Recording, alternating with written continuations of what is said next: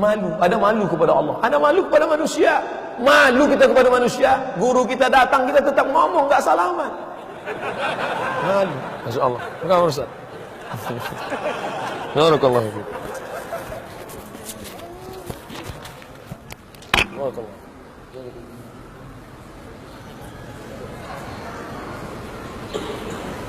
Insya Allah. Mohon maaf.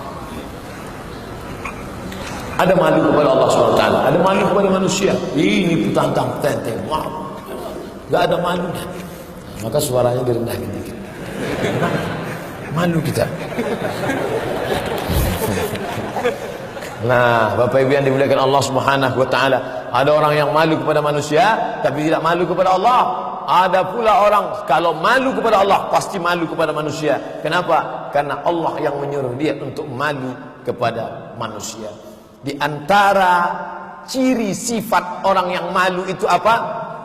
Alla yakhafal muslim illa minallah. Tidak takut, tidak malu kecuali hanya kepada Allah semata. Malu kepada atasan, malu dong kalau datang terlambat. Kita kan pegawai, malu kalau enggak pakaian seragam. Tapi kepada Allah enggak malu. Ada hari ini orang yang sanggup sholat pakai celana pendek, pakai celana habis lari-lari sport, pakai celana pendek, pakai baju kaos. Allahu Akbar di masjid habis main futsal, keringatnya basah semua. Ketika ditanya, kamu enggak kamu kok sholat pakai ini? Yang penting lutut tertutup, pusat tertutup. Kan itu syaratnya. Saya udah ngaji fikih. Ente mungkin fikih lulus halal, haram, makruh, mubah, sah, enggak sah, wajib, sunat, sunat muakkad. Tapi tentang masalah malu kajiannya bukan fikih, Mas. Islam ini ada kajian 3. Yang pertama akidah, tentang Allah, tentang malaikat, tentang azab kubur, tentang hari kiamat. Yang kedua tentang masalah fikih, salat, zakat, puasa, halal, haram, makruh, mubah, sunat, sunat muakkad, rukun, syarat, wajib. Tapi ada yang ketiga, ini yang paling tinggi. Apa dia? Akhlak. Akhlak, adab. Al-adab fawqal ilmi. Ada adab lebih tinggi daripada ilmu. Tidak ada gunanya orang banyak ilmu kalau tidak ada adab. Kalau cerita masalah ilmu, tidak ada ilmu yang lebih hebat daripada ilmu Fir'aun. Tapi Fir'aun tidak beradab kepada Musa alaihissalam. Jadi kalau ada penguasa hebat ilmunya, cerdas, tapi tidak beradab, panggil dia Fir'aun. Tidak ada yang paling hebat tentang masalah bisnis uang selain daripada Qarun, kaya. Andai ada orang di perumahan Az-Zikra menggali tanah, ketika tanah digali pas cangkolnya kena ternyata ada priuk dari emas, bejana emas, ditarik ke atas. Orang akan berkata ini harta Qarun, padahal Qarun mati di Afrika Utara. Bisa sampai ke Az-Zikra. Kaya, kalau cerita masalah kaya, tapi Qarun tidak ada adab kepada Allah Subhanahu wa taala. Jadi banyak masuk neraka itu gara-gara tidak beradab. Dan di antara adab yang paling tinggi adalah malu. Malu kepada Allah Subhanahu wa taala. Kita dalam agama Islam diajarkan sifat orang beriman malu. Tapi ada orang menganggap malu itu penyakit. Ini dia. Ustadz, menurut ilmu kami, malu itu penyakit. Orang yang malu berarti sakit. Ada ilmu begitu. Ada yang mengajarkan malu itu kata dia penyakit. Padahal buah daripada ibadah. Ada rasa malu di dalam hati. Malu karena waktu yang banyak tidak dipakai untuk berzikir. Malu lidah yang diciptakan Allah tidak dipakai untuk bertasbih. Hatta al-hutu fil bahri, ikan-ikan di dalam lautan, wan namlatu fi juhriha, semut-semut di dalam lubang tanah bertasbih, beristighfar, memohonkan ampun untuk para ulama. Tapi kenapa engkau tidak pernah memintakan ampun kepada ulama, malah mengkriminalisasi ulama, malah menyakiti ulama? Mana malumu kepada Allah Subhanahu wa taala? Allah ambil pelepah korma, Allah belah. Nabi SAW mengambil pelepah korma, membelahnya, menusukkannya ke makam. Ketika ditanya, kenapa ditusukkan pelepah korma ini ke makam ya Rasulullah? Allah Ta'ala meringankan azab orang yang di makam selama pelepah korma itu basah. Kenapa? Karena ternyata pelepah korma bertasbih. Malu kepada pelepah korma. Pelepah kelapa Pak Ustaz sama. Kelapa sawit? Iya juga. Kenapa cuma yang disebut korma sebagai sampel contoh? Pokok-pokok kayu bertasbih, hewan-hewan bertasbih, semut-semut bertasbih, an-namlatu fi juhriha, semut-semut dalam sarang bertasbih. Kenapa engkau tidak bertasbih mengagungkan Allah Subhanahu wa taala? Ikan dalam akuarium yang mahal, dia sedang bertasbih, tapi orang nggak tahu, disangka dia bilang pelet, pelet, pelet. Dia sedang bertasbih mengagungkan Allah Subhanahu wa taala. Ketika petir menyambar, nampak kilat di atas langit kepala, apa kata orang? Subhana man yusabbihu bihi ar-ra'du wa bihamdih. Maha suci Allah, sedangkan kilat petir pun bertasbih, pokok kayu bertasbih, petir kilat bertasbih, yusabbihun walakin la tafqahuna tasbihahum. Kalian yang tidak mengerti tasbih mereka. Mereka semuanya bertasbih, kalian yang belum cukup ilmu untuk mendengar. Malu kepada Allah. Mengapa mulut dipakai untuk yang tidak-tidak? Malu. Berapa lama telinga ini sudah dipakai, berapa lama telinga ini sudah diberikan Allah, tapi tidak dipakai untuk mendengarkan tausiah, tidak dipakai untuk mendengarkan zikir, tidak dipakaikan untuk mendengar.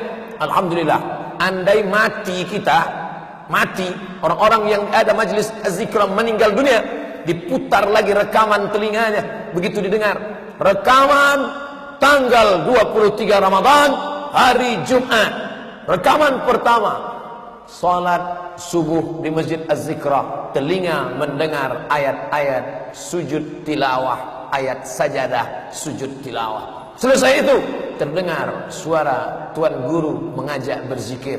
Selesai itu terdengar suara tausiah Abah Raud. Selesai itu kajian arba'in. Alhamdulillah, mati dalam keadaan husnul khatimah karena telinga mendengar. Malu. Sudah berapa lama telinga diberi Allah Ta'ala tapi tidak dipakai untuk mendengar. Ada orang-orang yang ketika mati meninggal dunia, diputar rekaman suara telinganya. Malaikat putar, apa bunyi telinganya? Lagu hantu. Malu punya mata tapi tidak dipakai untuk menangis. Malu punya mata tidak dipakai untuk melihat Al-Quran. Malu punya mata tidak pernah dipakai untuk melihat ulama. Malu punya mata tapi tidak dipakai untuk melihat nikmat Allah Subhanahu wa taala. Malu.